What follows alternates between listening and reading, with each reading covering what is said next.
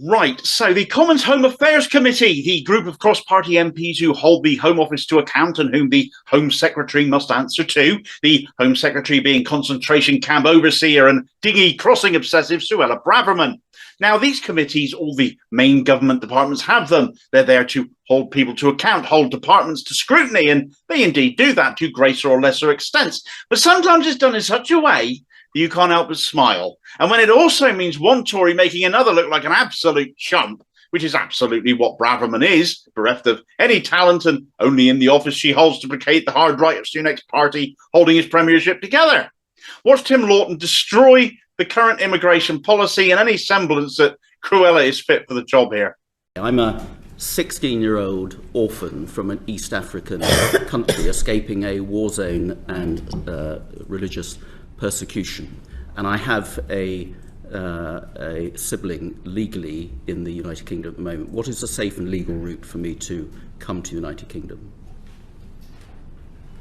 Well, we have... you're fleeing which country, sorry? Any African country. Any African country. Well... Could be any continent, but let's say any African country. I don't want to name one because then their Prime Minister might have a go at me for demonising their population. So let's just theoretically talk about an African country which is going through a period of turbulence and which is persecuting its citizens, including an innocent 16-year-old like me. Well, we have an asylum system and people can put in applications for asylum. How would I do that? Well, you can do it through the safe and legal routes that we have. We have offered 390,000 places to people seeking safety from various countries around the world. I'm not Syrian, I'm not Afghan, I'm not Ukrainian, not any of those specific schemes. The Dove scheme is historic. What scheme's open to me? Well, if you are able to get to the UK, you are able to put in an application for asylum. But I would only enter the UK illegally then, wouldn't I?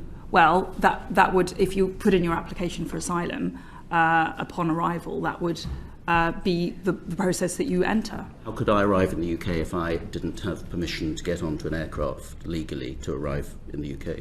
Let me just invite other colleagues if there's anything they want to add. I mean, you could engage with UNHCR. I mean, depending which country you're from, you could engage with UNHCR, and that would be a way of getting leave to enter the UK in order to put in an asylum claim. But I accept that there are some countries where that would not be possible. All he wanted to know was what was a safe and legal route to come here from another country. He deliberately picked East Africa as somewhere there weren't special circumstances set up to come here. Rejoin family already resident here, as per his example. And Braverman just fell to pieces. The more she said, the worse things got for her. She could not offer a safe, legal route solution because there isn't one. The simple answer is getting here by dinghy. I resent the use of the word illegal because there isn't actually any other alternative, so it's the only option, is to be trafficked as the only way.